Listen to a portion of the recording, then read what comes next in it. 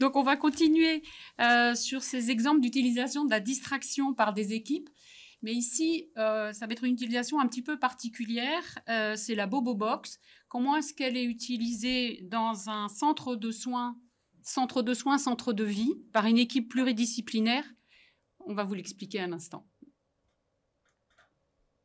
Bonjour, donc on tenait à vous remercier de nous avoir invités à cette journée plénière.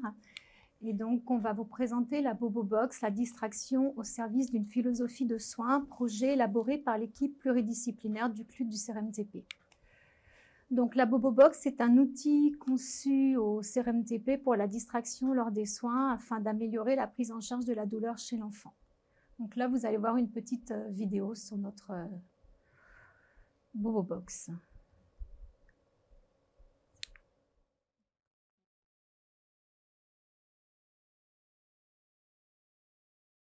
Instrument de musique. Tu veux faire de la musique avec moi? Des voitures. Eh ben d'accord. Des voitures. Hey! Génial la petite voiture. Tu vois? T'en veux une autre? Oui. Regarde, la petite voiture, elle arrive. Il y en a plusieurs. Joli, hein? Bien, bien. Ah, quoi d'homme? Vous ne connaissez pas l'enfant. Instrument de musique. Tu veux faire de la musique avec moi? Donc, la Bobo Box, on va vous présenter déjà l'établissement. Céline prendra le relais derrière pour vous présenter la Bobo Box et Dominique vous parlera de la Bobo Box, de sa création à sa pratique. Donc, le CRMTP, le Centre de rééducation motrice des tout-petits, est un soin de suite et de rééducation pédiatrique où on accueille des enfants de 0 à 6 ans atteints d'affections de l'appareil locomoteur et du système nerveux, associés à une prise en charge en cancérologie, et on prend également des enfants atteints de spina bifida. Le CRMTP est ouvert toute l'année. On a une autorisation de 45 lits répartis en 17 lits sur une hospitalisation complète et 28 places sur l'hôpital de jour. On fait aussi des consultations et des bilans pluridisciplinaires. Alors, le séjour, l'enfant nous est adressé par un centre hospitalier pédiatrique ou une structure médico-sociale comme un CAMS, et plus marginalement par la famille ou les réseaux de ville. Certains enfants pris en charge chez nous relèvent de la protection de l'enfance. Pour une étape thérapeutique, médicale ou chirurgicale, un projet est défini avec une durée définie également, et c'est une prise en charge médico-psychosociale. À la sortie du CRMTP, les enfants retournent à leur domicile pour reprendre une vie ordinaire, ou alors ils sont orientés vers une structure médico-sociale, un sanitaire ou un CAMS. Le CRMTP est un lieu de soins et de vie. Alors, comme je le disais, donc, il y a un projet thérapeutique individualisé avec une prise en charge médico-psychosociale qui prend en compte l'enfant par rapport à ses soins, mais aussi la famille dans l'accompagnement à la parentalité. On inclut également des techniques nouvelles et on s'inscrit dans une recherche qui est promue par le pôle de recherche et d'innovation de la Fondation Poinats. Donc, il y a d'autres activités, comme vous pouvez le voir, la médiation animale, l'équithérapie. Les pathologies principales peuvent être post-opératoires ou non, orthopédiques, traumato, neuro-orthopédiques, neurocérébrales, neurodégénératives. Comme vous pouvez le voir, donc, le patient est au cœur du projet et on a une équipe pluridisciplinaire tout autour de l'enfant qui comprend les soins infirmiers, la psychologie, le scolaire, l'éducatif, le social, le médical et bien sûr la rééducation.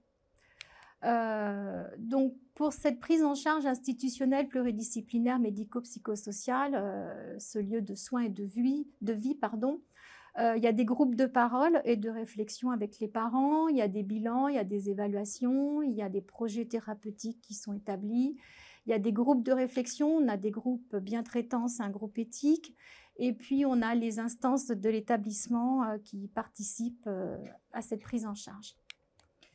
Le CLUD, comme vous pouvez le voir, il a émergé en 2005 et au fil des années, des projets ont évolué, ont abouti. Aujourd'hui, on vous parle de la BoboBox, mais il y a d'autres projets qui sont nés depuis et qui sont en cours. La vie du CLUD, c'est une équipe, c'est des audits, c'est des protocoles, c'est des informations, des formations aux équipes, c'est des formations dont les journées pédiatoles auxquelles on participe tous les ans, des certifications, et c'est une harmonisation de nos actions avec les groupes, comme je le disais précédemment, éthique et bientraitance. Alors, l'état des lieux en 2017, on a constaté qu'il y avait une sincère attention et bienveillance des équipes dans la prise en charge de la douleur. Mais on a constaté que cette prise en charge était parfois, souvent désordonnée, c'est-à-dire que les échelles n'étaient pas toujours utilisées, pas toujours renseignées. La douleur était traitée avec plus ou moins de rigueur, mais tout ça n'était pas forcément bien tracé. La prémédication, elle existait. Le soin technique était priorisé par rapport à l'organisation. Ça a mené à des conflits, des désorganisations, une insatisfaction des soignants dans la prise en charge de la douleur, et puis l'enfant continue à hurler la fois suivante. À noter que dans nos prises en charge pour les soins, les parents ne sont pas toujours présents, mais sont toujours prévenus et conviés à venir aux soins. Je vais laisser la parole à Céline qui va vous présenter la BoboBox. Merci Sophie. Donc la BoboBox, cet outil a été créé par les membres du CLUD en 2018 suite aux formations Pédiadol. Chez l'enfant, la distraction est utilisée comme méthode d'hypnoanalgésie. Cet outil a été conçu en tenant compte des caractéristiques de l'enfant, de son âge et de son développement. Les enfants présents au sein du CRMTP ainsi que de leur pathologie et des soins pratiqués. Créé également en fonction de la sensibilité des professionnels et de leur connaissance de lutte contre la douleur. Tout en associant à la BoboBox la nécessité absolue de l'organisation du soin et en s'appuyant sur une mise en commun des multiples compétences professionnelles. Qu'est-ce que c'est ? C'est une colonne à 5 tiroirs sur roulette placée dans le bureau de soins en hospitalisation complète, déplaçable facilement. Chaque tiroir est dédié à un type de jeu que l'enfant peut choisir avant ou pendant le soin et que le professionnel dédié à la distraction peut aussi proposer. Le contenu des tiroirs a donc été réfléchi afin que tout enfant trouve son jeu de prédilection. Donc pour la distraction, dans un ordre croissant, on retrouve du coup des jeux sensoriels tout autour de la musique, livres et marionnettes, voitures et animaux et jeux d'imitation. Les objectifs de la BoboBox sont de distraire l'enfant, accentuer l'effet des autres médicaments éventuellement donnés et d'organiser le soin avec une importance vraiment particulière sur le fait d'être deux. Cet outil a également comme objectif de rendre l'enfant acteur de son soin et d'éviter qu'il s'isole en étant accompagné par un professionnel dédié à la distraction. Nous vous proposons une vidéo pour illustrer son utilisation. Derrière l'ours, tu la vois? Je crois qu'elle est près de son oreille. Tu la vois derrière l'oreille? Non, tu la vois pas? Regarde, elle est là. Elle est cachée, elle est cachée. Cachée ici. Un lapin? Je sais plus, c'est bien ça. Et oh, regarde. Elle est où là maintenant? Tu la vois? Elle est blanche avec sa petite queue rose. Regarde, près de la petite plante. Ah, elle est là. Oh la coquine. Elle s'est cachée. Elle est tellement petite qu'on la voit pas.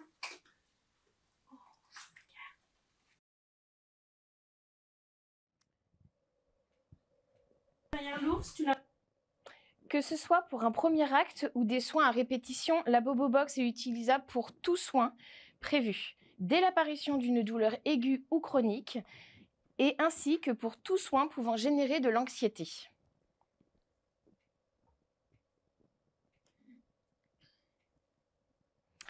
Afin d'encadrer l'utilisation, nous avions mis en place 2 fiches à compléter dans un classeur sur la BoboBox. Une première fiche d'organisation de l'utilisation avant chaque soin et une deuxième fiche de traçabilité de l'utilisation. À cela s'ajoutait sur le dossier patient informatisé une trace écrite. Après l'analyse des 2 fiches initiales, la fiche de traçabilité nous a permis de constater et de montrer à l'évidence une baisse du score Evandol, ainsi qu'une utilisation majoritaire pour les prises de sang, les pansements et les soins sur les sondages de mœurs. Pour ce qui est de la fiche d'organisation, elle était très peu renseignée. Mais les soins à 2 sont devenus une règle et une pratique pour les soins potentiellement douloureux et anxiogènes. Hypothèse de ce paradoxe, trop de papier. Certainement, le tout associé ou quand la temporalité de chacun et que tout s'aligne en même temps. L'analyse des 2 fiches initiales nous a amené en 2021 à une seule fiche. Une vidéo pour montrer la distraction est alimentée et soutenue par une interaction ludique. On va essayer de la récupérer. Ça fait mal. Tu veux faire? Ça fait mal. C'est quand tu décroches le pansement que ça fait mal. Ouais. Encore? Tu essaies? Montre-moi comment tu fais. J'ai réussi. Regarde, j'ai attrapé. T'as vu? Tu te vois dedans? Voilà. T'arrives à te voir dedans? Tu veux tenir? Non. Je mets toi, Maxence. C'est froid. C'est froid. Ça y est. Tu te décales un petit peu, Max.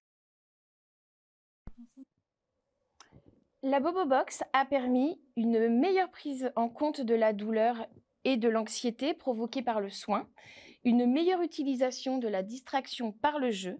Cet outil a également permis de rendre évidente une organisation du soin à 2 avec une anticipation possible, tout en intégrant le soin dans un continuum de la vie de l'enfant et respectant une posture éthique du soignant.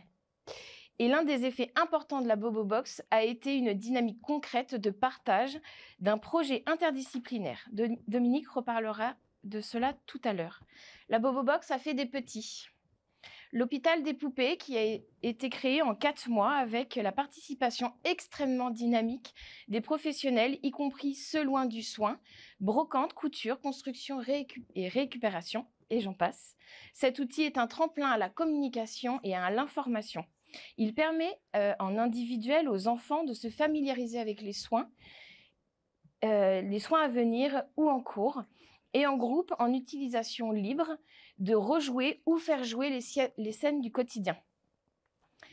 Les affichettes Maloupa, version professionnelle, affichées à des endroits stratégiques pour rappeler l'utilisation des échelles pour reconnaître la douleur.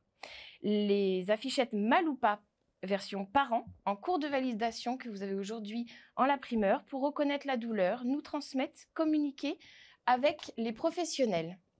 Et très récemment, notre nouvelle décoration de notre salle de plâtre pour un meilleur accueil, une meilleure atmosphère, une atmosphère plus chaleureuse pour accueillir les enfants, les parents ainsi que les professionnels.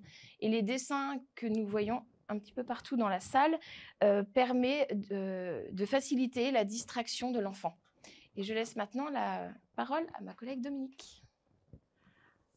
Bonjour et merci de toutes ces descriptions de toutes les deux.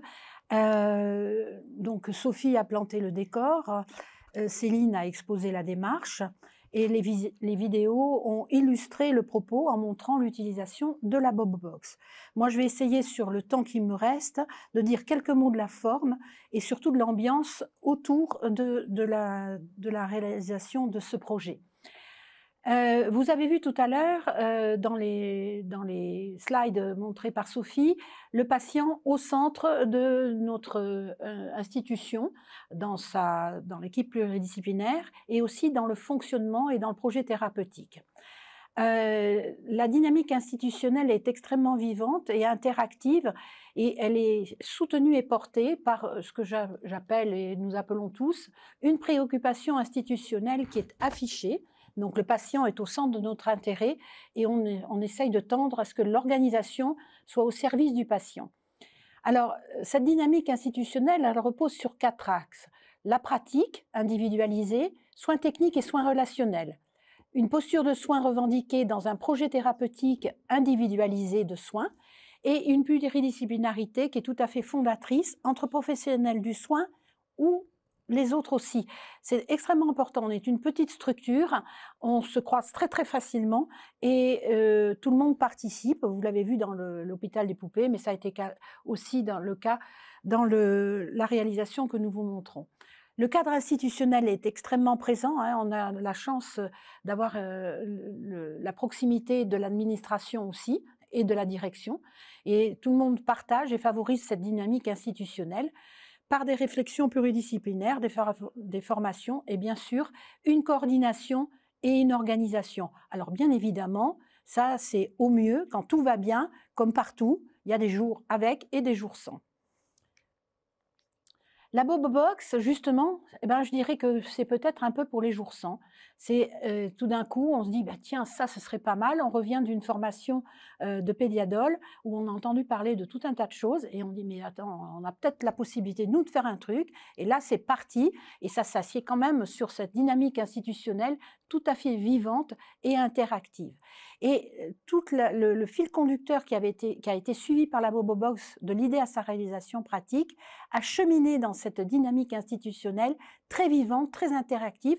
Elle l'a alimentée aussi en retour en proposant un outil concret de soins avec son mode d'emploi, c'est-à-dire le soin à deux, anticipé dans l'organisation, parce que nos proximités, c'est un des grands défauts, c'est que c'est pas au coin de la rue, mais c'est au coin du couloir.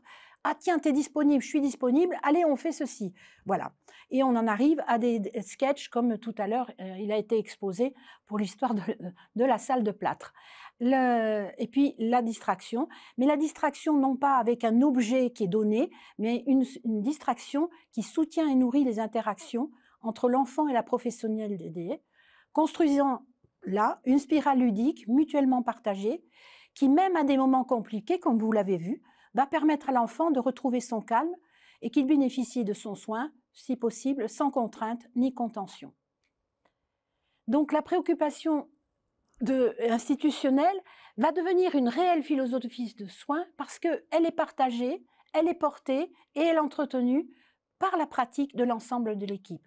Et la Bobobox, elle a participé à ça en son temps et elle continue parce que justement, par exemple, de venir aujourd'hui ici, ça valorise aussi ce qui se passe et je remercie l'équipe de Pédiadole de nous avoir invités parce qu'il y a des super effets secondaires à ce genre d'intervention. Le patient est au centre de notre intérêt et l'organisation au service du patient. Là, la philosophie de soins est affichée. Elle ne reste pas seulement un concept ou une pastille jaune sur un PowerPoint. Elle s'inscrit dans la réalité de nos pratiques. Et c'est une posture revendiquée du soignant dans une pratique réelle. Et ce qu'on veut atteindre, c'est que ce soit la réalité du soin vécu par le patient. Donc, on vous a proposé de parler de la Bobobox, distraction au service d'une philosophie de soins. Je ne répète pas notre philosophie. La Bobobox a été conçue donc pour la distraction, c'était quand même ça au départ, hein, mais on savait qu'on pouvait s'appuyer donc sur tout ce que je viens d'exposer, cette préoccupation institutionnelle qui devient alors la base d'une philosophie de soins de nos pratiques réelles. Voilà. Je tiens à dire que ce travail que nous exposons à Troyes est le travail de beaucoup plus de monde. Il y a tous ceux qui sont affichés parce qu'ils sont dans le CLUD où ils y ont passé à un moment donné. Il y en a qui sont partis sous d'autres cieux, mais je sais qu'ils sont extrêmement concernés par ce qui se dit aujourd'hui. Et le reste de l'équipe qui nous soutient et qui participe à tout ça. Merci beaucoup. Merci pour cette présentation. Le lien qu'il y a entre les trois présentations, je dirais que c'est une réponse concrète à ce qui a été dit ce matin. La distraction, ça aide aussi les soignants à prendre soin d'eux. Ça permet aussi de modifier des dynamiques d'équipe et de redonner du sens aux pratiques professionnelles. Il y a deux mots aussi qui me semblent importants, c'était informer, former, tant les patients que les parents que les soignants. Et donc, je vais laisser la place à Barbara Tournière qui va nous parler de Dolomio, informer, former.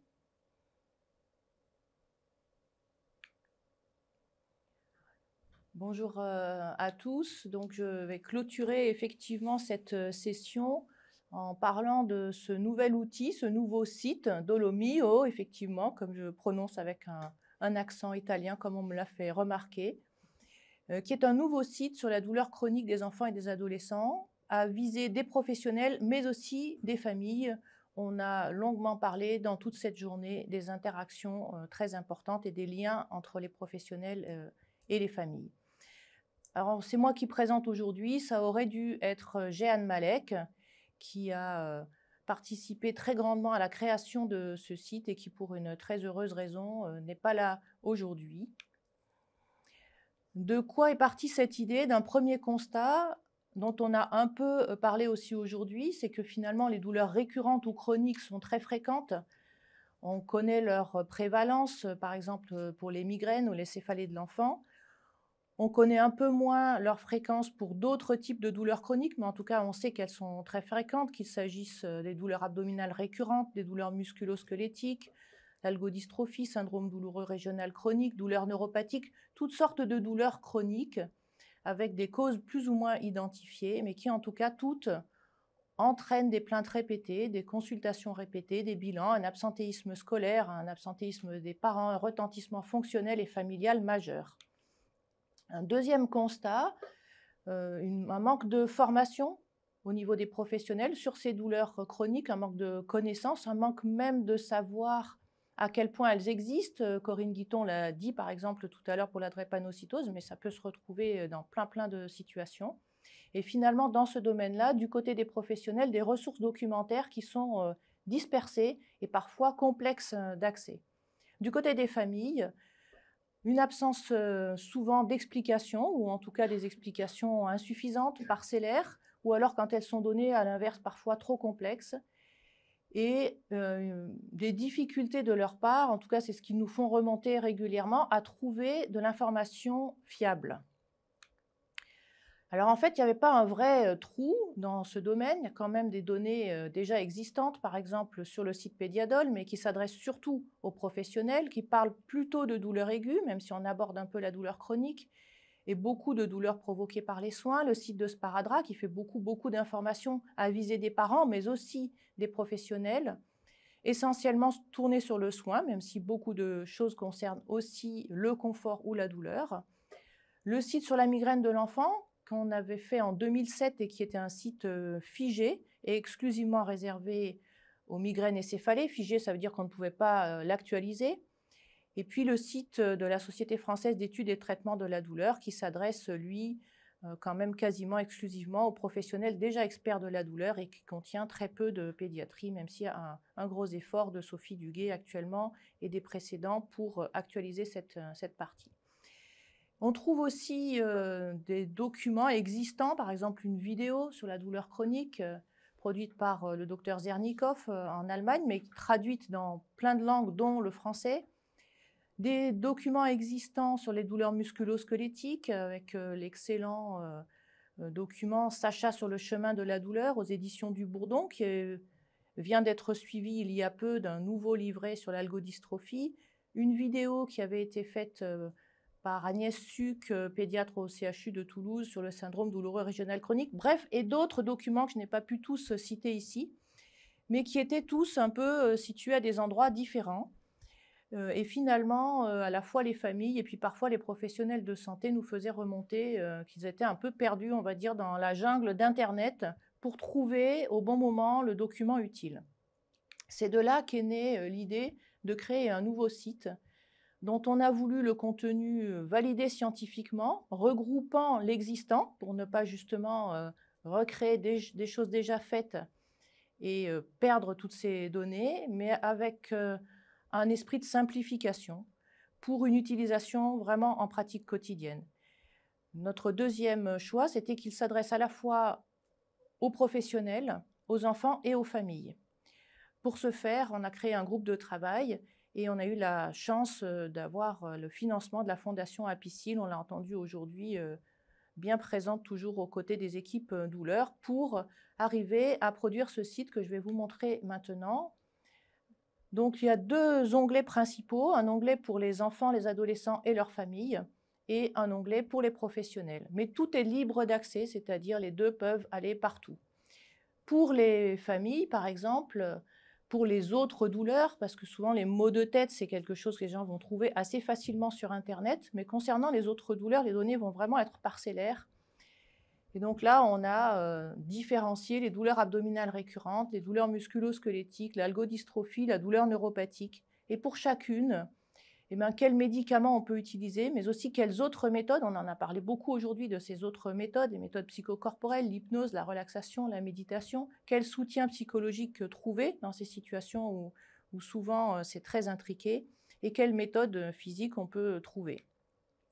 Pour les professionnels de santé, on a eu à cœur d'écrire un chapitre spécifique avec des généralités sur la douleur chronique, un article qui contient pas mal de références parce qu'on sait le besoin des professionnels de santé de pouvoir aussi trouver des références scientifiques. Et puis par exemple, là ce sont vraiment quelques illustrations, vous découvrirez l'ensemble en naviguant sur le site. Pour les céphalées, bien sûr on a rappelé la classification internationale des céphalées, des particularités sur les équivalents migraineux, comment faire un diagnostic rapide, un guide de prescription, bref, des outils très pratiques. Ce site a obtenu donc le soutien des sociétés savantes, et ça c'est extrêmement important, que ce soit pour les professionnels ou pour les familles, c'est-à-dire d'où vient l'information. Et donc on a le soutien de la Société française de pédiatrie, de Pédiadol, et de la Société française d'études et de traitement de la douleur. Voilà donc un site en libre d'accès pour tous, avec les mêmes informations pour tous, même s'il y a une partie pour les professionnels et une partie pour les familles. Tout le monde peut aller voir l'ensemble des choses.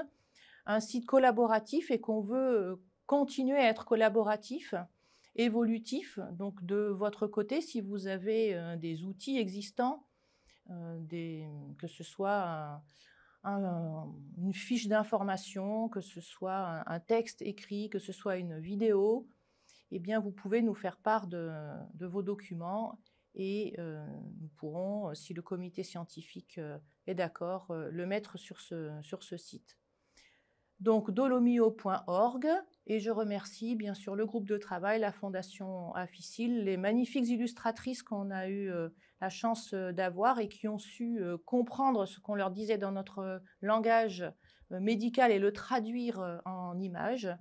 Et bien sûr, Jeanne, je n'ai pas trouvé de photo de toi, mais je pense que les illustratrices se sont un peu inspirées de toi pour le dessin qu'on voit. Et Jean Curie qui a travaillé avec toi pour la création réelle de ce site. Voilà, merci beaucoup. Merci. On va passer aux questions. Il y a une question pour la Bobobox. Est-il possible de rappeler le contenu de chaque tiroir et de savoir sur quels critères vous avez discuté pour composer chacun de ces tiroirs? Alors déjà, donc la Bobobox, c'est vraiment centré sur les enfants qui sont présents au CRMTP, donc de 0 à 6 ans. Donc on a essayé de faire chaque tiroir, déjà de les classer pour que ça soit plus facile, que l'enfant et le professionnel retrouvent le jeu qui lui conviendrait, à l'enfant pour la distraction. Et on a essayé qu'il y ait un peu un panel de tous les types de jeux disponibles, donc, pour que ce soit pour les filles, pour les garçons. Donc on a au tiroir 1, le tiroir... C'est stressant. Donc on a tout ce qui est jeux sensoriels, tout autour de la musique. Donc tout autour de la musique, ça va être... Il y a des petits pictos aussi pour les enfants qui peuvent avoir des difficultés de communication, qui peuvent choisir une comptine par des pictos. Il y a aussi des jeux, des instruments de musique et un petit classeur avec plein de comptines. Livres et marionnettes, voitures et animaux, et des jeux d'imitation. Donc un peu de dinette, poupées, baigneurs et tout ce qui a besoin pour s'occuper du baigneur. Les éducatrices nous ont beaucoup aidés. Ça a été beaucoup le travail des auxiliaires et des éducatrices de l'équipe qui sont, dont c'est, je dirais, le cœur de leur job. Justement, ce qui est important de souligner, c'est ce lien que vous avez créé dans l'équipe autour de la prise en charge de la douleur et de la Bobobox, et qui a fait que vous avez regardé le travail et que vraiment vous êtes questionné sur votre prise en charge. Tout à fait. Et Barbara, j'avais une question. Le site est ouvert depuis quand? Depuis quelques jours. Ah, Je ne voilà. saurais pas te dire combien de jours, mais vraiment C'est quelques Saint-Nicolas, jours. donc pour... Voilà, c'est ça. c'est ça. C'est Parce que l'inauguration quasiment. Voilà, le cactus pour Saint-Nicolas, le site pour C'est Saint-Nicolas. Et j'ai vu que le site n'était pas fermé, définitif. Il On va l'a évoluer. Il y a ouvert des donc, rubriques pour qui la sont pas... SFETD, donc fin novembre. Et Ouais. effectivement, l'idée, c'est vraiment qu'il soit évolutif. C'est pour ça qu'on fait D'accord. un appel à contributeurs. à contributeurs.